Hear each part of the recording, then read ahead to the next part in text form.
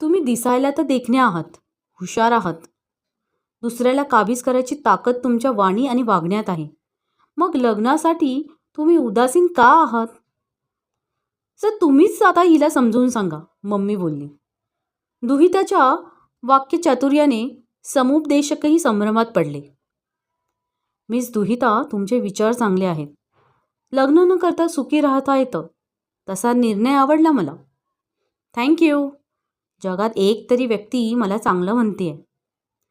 Miss दुहिता, तुमचा कोणी मित्र असेलच ना, अगदी जवळचा, मैत्री पलीकडचा, लग्नाच्या अलीकडचा. तुम्हाला त्याच्याबरोबर लग्न न करता राहायचंय का?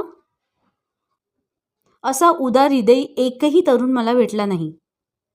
नाही, पुन्हा पुन्हा आठवून बघा शांतपणे. घाबरून जाऊ नका, चिडू नका. मला तसंही राहायचं नाहीये. तिथे मित्रता आणि वैवाहिक जगण्याचं मिश्रण असतं. एकमेकांचं नाही पटलं तर दोघेही आपल्या वाटेने निघून जातात. मग वय वाढलेलं असतं, मनाचा विचका झालेला असतो. ते कायद्याने पती पत्नी नसतात, पण तसे हक्क व अधिकार हळूहळू गाजवू लागतात. वाद होतात, संस्कार विसरले जातात, आकर्षण संपलेलं असतं, ते वेगळे होतात. पण माझी तशी छचोर वृत्ती नाहीये. पण मॅडम, नाती मग कोणतीही असोत, ती जन्मजात असतात. त्यांचा स्वीकारही मनापासून आणि जन्मापासून होतो.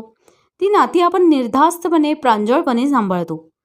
त्यात भीती, कुटिलता, परकेपणा काहीही नसतं. हो, काउन्सिलर पण पती पत्नीचं नातं समजून उमजून जोडलेलं असतं. आणि आपल्या पुरुषप्रधान देशात लग्न झालेले पुरुष आपली बायको म्हणजे हक्काची वस्तू समजतो. कालांतराने संवादाचं रूपांतर वादात होतं, सूर बिघडतात. मग हे का घडतं?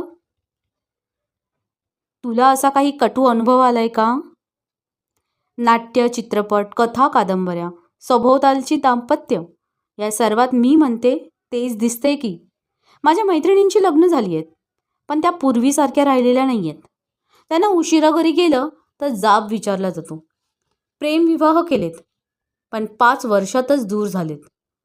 कुणाच्या पायात मुलांचा खोडा आहे, तर कुणाला सासू सासऱ्यांचा धाक आहे.